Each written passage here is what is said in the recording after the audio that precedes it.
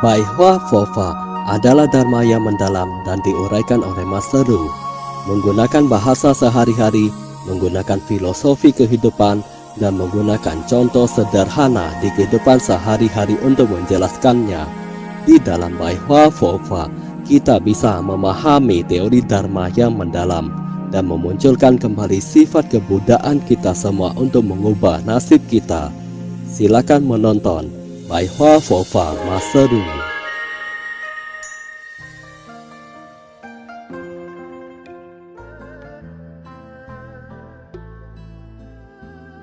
白话佛法广播讲座 episode 82.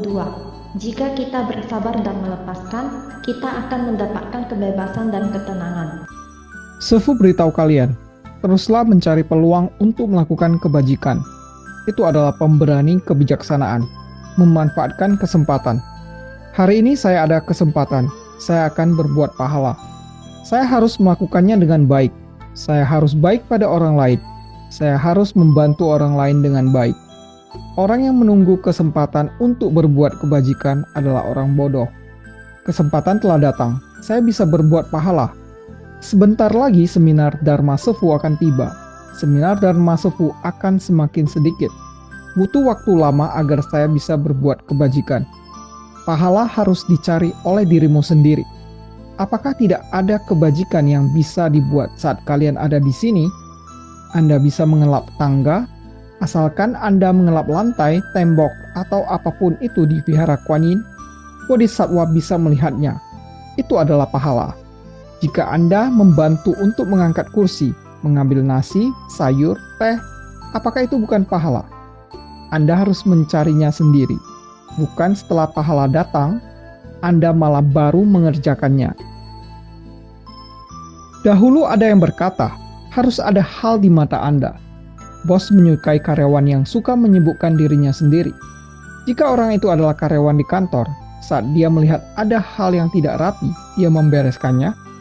Bos sangat menyukai orang tersebut. Orang ini sangat tahu diri. Ada orang yang pura-pura tidak melihatnya. Kerjakanlah hal itu. Setelah dia mengerjakannya, dia langsung terhenti. Kerjakanlah hal itu. Dia mengerjakannya. Bukankah saya pernah menceritakan sebuah kisah pada kalian? Ada ratusan orang pergi melamar kerja. Mereka beristirahat di sebuah ruangan. Awalnya mereka dikabari bahwa bos akan datang mewawancarai mereka di jam 2. Tetapi bos masih belum tiba meski sudah jam 3. Semuanya menunggu. Ada seorang pemuda berpenampilan bersih dan biasa-biasa saja. Dia berdiri dan menunggu di sana dengan tenang. Saat dia melihat ada sampah di lantai, dia langsung mengambilnya. Jika tidak ada tong sampah di sekitarnya, dia menaruhnya di sakunya. Saat jam 3, bos mereka datang untuk mengumumkan bahwa mereka semua sudah boleh pulang. Hari ini tidak ada wawancara lagi. Lalu, dia memberitahu orang tersebut karena bos melihat semua itu dengan jelas di CCTV. Itu ada sejenis pintu kaca. Dia bisa melihat keadaan di luar sana dengan jelas. Untuk menjadi seorang bos, ia harus memiliki kemampuan untuk bersabar. Selama dia menunggu selama 1 jam, dia tidak bersuara, dia berdiri dengan sangat tenang. Sedangkan orang lain menggerutu. Kenapa masih belum datang? Melihat jam tangan, berbicara. Orang semacam ini tidak bisa menjadi pimpinan. Yang pertama, menunggu dan memiliki kegigihan. Yang kedua, saat melihat ada barang yang kotor, ia segera mengambilnya. Bos akan merasa orang ini memiliki tingkat inisiatif yang tinggi. Ia memiliki keaktifan yang tinggi. Orang ini bisa menjadi pimpinan atau manajer. Sudah jelas, dunia ini memang begitu sederhana. Terkadang saya memberitahu kalian, janganlah menunggu kesempatan untuk berbuat kebajikan. Kita harus membuat peluang untuk berbuat kebajikan. Masih ada satu kalimat yang harus kalian ingat. Jika ada seorang guru yang tidak terlalu terkenal, seseorang yang memahami perkataan Sefu, dia bisa mengeluarkan kemampuan terpendammu yang tak terbatas secara terdesak. Sefu sering mendesak kalian. Saya mendesak kalian untuk membaca parita. Saya mendesak kalian untuk belajar. Saya mendesak kalian untuk mengubah kemalasanmu, mengubah kebiasaan buruk Anda. Dengan demikian, kemampuan terpendam Anda yang tak terbatas baru bisa keluar. Siapa yang tidak memiliki kemampuan? Anda tidak boleh merendahkan siapapun di dunia ini. Setiap orang memiliki kemampuannya masing-masing di dunia ini. Jika Anda merendahkan orang lain, maka orang lain akan merendahkanmu juga. Anda pikir kemampuanmu sangat hebat. Masih banyak orang yang lebih hebat dari kita di dunia ini. Setiap orang memiliki kemampuan. Kalian tidak boleh terlalu merendahkan diri sendiri. Kalian memiliki kemampuan terpendam yang tak terbatas dari Buddha dan Bodhisattva di hati kalian. Kalian memiliki fondasi. Ingatlah perkataan sepuh ini. Pembinaan diri membutuhkan fondasi. Orang yang tidak memiliki fondasi, ia tidak akan berhasil membina diri. Jadi, siapa sebenarnya yang mengendalikan hidup kita? Banyak orang yang menyembah Buddha dan mengira hidup mereka terletak pada kuasa Bodhisattva. Ada orang yang mengira hidup mereka tidak dikendalikan oleh mereka sendiri. Sefu beritahu kalian, dalam sebab akibat, itu artinya Anda memiliki takdirmu sendiri. Apa yang Anda tanam, itulah yang Anda tuai. Jika Anda menanam bibit kematian, maka Anda akan menuai buah kematian. Banyak orang yang menjual obat terlarang. Mereka itulah orang yang mencari bahaya. Setelah akibat itu datang, mereka akan ditangkap. Mungkin Anda tidak akan ketahuan setahun sampai 2 tahun. Seiring berjalannya waktu, Anda akan ketahuan. Suatu hari Anda akan jatuh ke dalam bahaya dan dieksekusi mati. Inti dari Bodhisattva menjelaskan sebab akibat pada kita adalah semua hal dimunculkan oleh pikiran. Andalah yang menciptakan takdirmu sendiri. Ada wanita yang suka menikah beberapa kali. Sebenarnya dia memiliki beberapa pria di sisinya, tapi dia ingin terus mencari satu lagi. Wah, sempurna sekali. Itu tidak mungkin. Apakah pangeran berkuda putih bisa ditemukan? Kuda putih memang banyak, tapi pangerannya tidak ada. Jangan terlalu memilih. Jika terus memilih, Anda tidak akan mendapatkan pasangan. Kebanyakan wanita yang tidak bisa menikah karena terlalu memilih. Pastinya memang ada beberapa wanita yang tingkat kesadarannya tinggi. Mereka memohon agar Bodhisattva memberi mereka pasangan. Dia terus memilih dan akhirnya tidak memilih pria manapun. Akhirnya dia membina diri secara suci atau Qingxiu. Semoga kalian belajar untuk mengosongkan diri sendiri. Banyak orang yang berkata, saya harus kosong. Berpikir dengan jernih adalah kekosongan. Kekosongan adalah wujud. Wujud adalah kekosongan.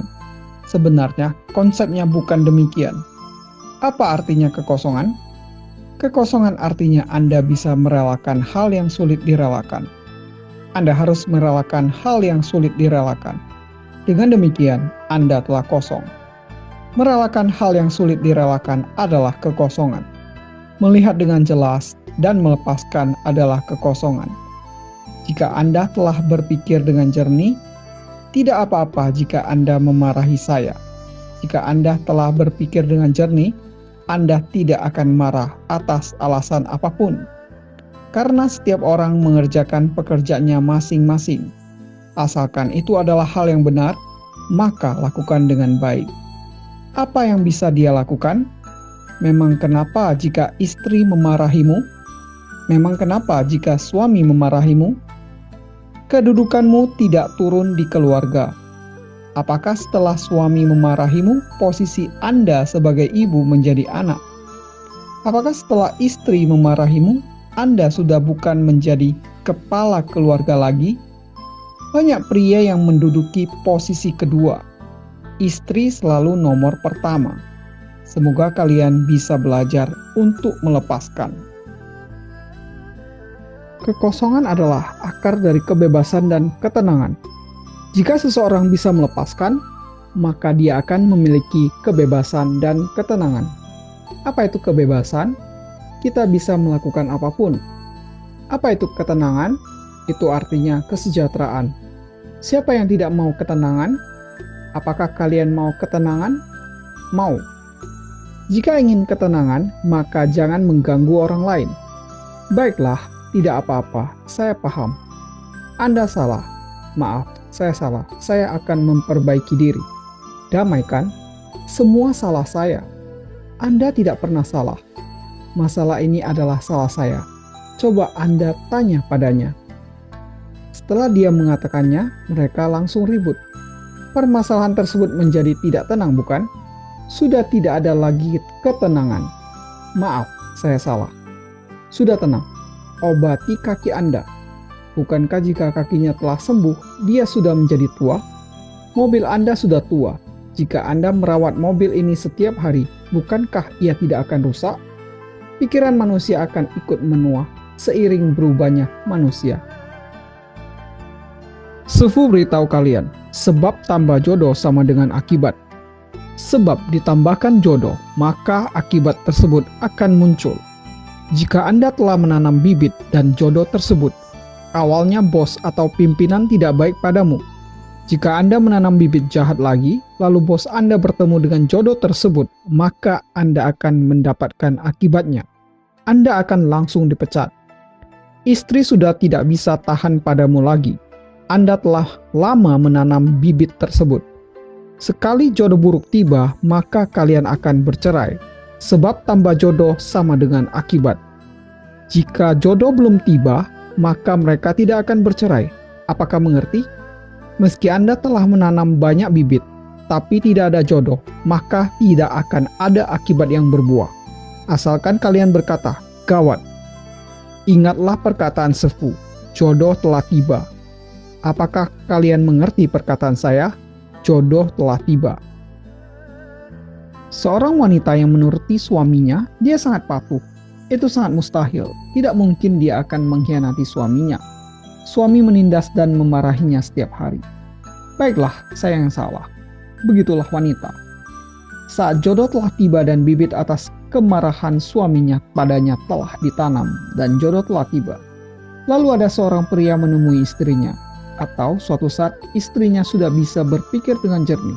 Sudah cukup, saya tidak ingin bersamamu lagi. Jodoh telah tiba, sebab tambah jodoh sama dengan akibat. Selamat tinggal. Jika Anda ingin berhasil dalam setiap hal di dunia ini, maksud saya adalah mengerjakan sesuatu, bukan belajar dharma. Jika Anda ingin berhasil dalam setiap hal di dunia ini, maka ingatlah perkataan sefu ini. Apa yang harus diandalkan? Satu kata, yaitu bersabar. Orang yang ingin sukses di dunia ini harus belajar untuk bersabar. Bersabar pasti bisa berhasil. Mengapa ada orang yang bisa menjadi pimpinan besar? Itu karena bersabar. Mengapa keluarga orang lain bisa bertahan? Itu karena bersabar. Mengapa ada orang yang meskipun telah melewati banyak rintangan dan masa tersialnya, dia berhasil menghadapi kankernya dengan kuat? Itu mengandalkan kesabaran. Ada tau, pisau, di atas sin hati dikata ren, bersabar. Ada pisau di hati dikata ren. Pisau ini senantiasa mencongkel hati Anda. Anda harus bersabar dan jangan sampai menyentuhnya. Sekali hati Anda bergerak, maka pisau akan mencongkel hati Anda. Jadi, kita harus bersabar. Menstabilkan hati kita agar tidak bergerak. Itu dinamakan bersabar. Sekali kita bergerak, pisau tersebut akan mencongkel hati kita. Ada tau pisau di atas sin atau hati. Kita harus bersabar. Meskipun Anda pandai berkomunikasi dan ceramah dengan orang lain, membahas hal apapun itu, jika Anda benar-benar orang yang rasional, lebih baik Anda belajar untuk bersabar dengan baik. Karena orang yang bersabar bisa memiliki tingkat pembinaan yang tinggi. Dia bisa menjadi pimpinan dan bos besar. Bos besar manapun pasti bisa bersabar.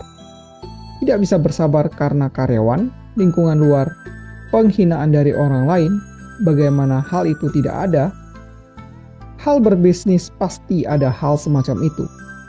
Ada orang yang berkata, produkmu sangat buruk. Mengapa Anda masih menjualnya? Semua itu mengandalkan kesabaran. Banyak wanita yang telah bersabar dan menderita selama 25 tahun agar anaknya bisa berhasil di Inggris. Suaminya telah lama meninggal. Dia sambil membawa anaknya sambil bekerja beberapa pekerjaan keras. Dia menjadi housekeeping di sebuah hotel, lalu dia menjadi pembantu di rumah orang lain. Tiada hari berhenti kerja, Dia mencari uang untuk membesarkan anaknya, lalu dia membiayai anaknya untuk sekolah di Inggris. Setelah lulus, dia menjadi manajer umum di salah satu departemen. Setelah dia bersabar selama 25 tahun untuk membesarkan anaknya telah menjadi orang sukses, dan ibunya baru lega. Semua itu mengandalkan kesabaran. Saat orang yang tidak bisa bersabar menderita kanker, dia merasa sakit lalu bunuh diri. Jadi kita harus belajar untuk bersabar. Kita juga harus belajar untuk tidak membalas dendam, karena jika Anda membalas dendam, Anda akan lebih menyakiti dirimu. Pembalasan dendam Anda belum tentu menyakiti orang lain, akan tetapi Anda akan lebih tersakiti. Sebelum Anda membalas dendam, Anda akan sangat menderita. Anda terus berpikir, saya harus membalas dendam. Pada saat itu, Anda terus hidup di dalam penderitaan. Meskipun Anda telah membalas dendam, Anda juga akan masih menderita. Mengapa banyak adegan di film di mana setelah dia membalas dendam, dia sedih, menderita, dan menuju ke depan kuburan lalu berkata, "Saudaraku, saya sudah membalaskan dendammu." Menderita bukan? Semua itu adalah jodoh. Janganlah merebut. Terima kasih telah menyaksikan pencerahan Pai Hua Fofa Master Lu Jin Hong. Bergembira dalam Dharma bersama dan menyelamatkan makhluk yang berjodoh.